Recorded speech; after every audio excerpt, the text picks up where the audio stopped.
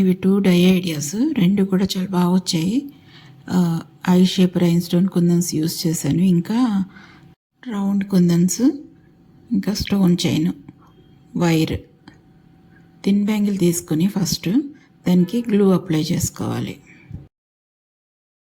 మధ్యలో I shape అటు ఇటు రౌండ్ వచ్చేలాగా ఒక సెట్ కింద అలా బ్యాంగిల్ అంతా కొంచెం కొంచెం గ్యాప్ ఇచ్చుకుంటూ ఆ 3 అంటించుకోవాలి. ఫస్ట్ ఐ షేపు అటు ఇటు రౌండ్ కొద్దిగా గ్యాప్ ఇస్తూ ఉండాలన్నమాట. అలా బ్యాంగిల్ అంతా అంటించుకుని పక్కన పెట్టుకుని 2 సైజెస్ వైర్ తీసుకున్నాను. ఒకటి 0.5 mm, ఇంకా 0.3 mm. 0.5 mmకి స్టోన్ చైన్ పెట్టేసుకుని 3 mm సైజ్ది పైన చుట్టుకోవాలి. 2 ఒకే థిక్నెస్ కూడా తీసుకోవచ్చు. ఇది 0.3 mm అయితే ఈజీగా చుట్టొచ్చని నేను 2 సైజులు తీసుకున్నాను. అలా ఒకదాని స్టోన్కి మధ్యన వచ్చేటట్టుగా మొత్తం స్టోన్ చైన్ అంతా అలా చుట్టుకోవాలి. అది ఎలా కావాలంటే అలాగా బెండ్ అవుతుంది అనమాట. దానివల్ల నా ఐడియాస్ ఇంకా నా వీడియోస్ మీకు నచ్చితే లైక్ చేస్తూ ఉండండి. లైక్ చేస్తూ హై పాయింట్స్ కూడా ఇవ్వండి వాటికి. అలా 2 చేయాలి. 2 వైర్లు చుట్టుకుని పెట్టుకోవాలి. ఒక బ్యాంగిల్కి వచ్చి 2 కావాలన్నమాట.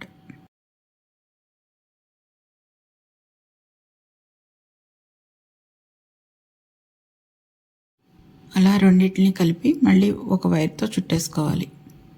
ఎక్స్ట్రా ఉన్న వైర్ కట్ చేసేసుకొని సన్న వైర్ తోటి చుట్టుకుని దాన్ని బ్యాంగిల్కి వేసి చుట్టేసేయాలి.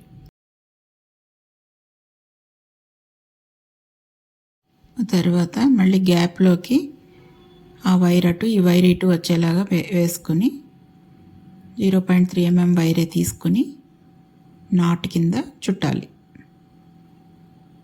ఒక 2-3 రౌండ్స్ చుడితే అలా స్ట్రాంగ్గా ఉంటుంది. మళ్ళీ అలాగే నెక్స్ట్ గ్యాప్లో కూడా సేమ్ అటు వైర్ ఇటు వైర్ అటు వేసుకుని ఆ వైర్ని అలా లాక్కొని చుట్టేసుకోవాలి. ఆ వైర్ అలా బ్యాంగిల్ కిందకి వెళ్ళిపోతుంది, వైర్ కనిపించదు.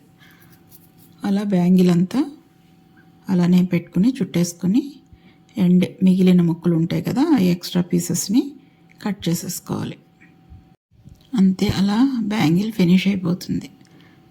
నెక్స్ట్ డే వీటికి సంబంధించిన మెటీరియల్స్ని నేను డిస్క్రిప్షన్ బాక్స్లో లింక్స్ కింద పెడతానండి. కావాలనుకుంటే తీసుకోండి.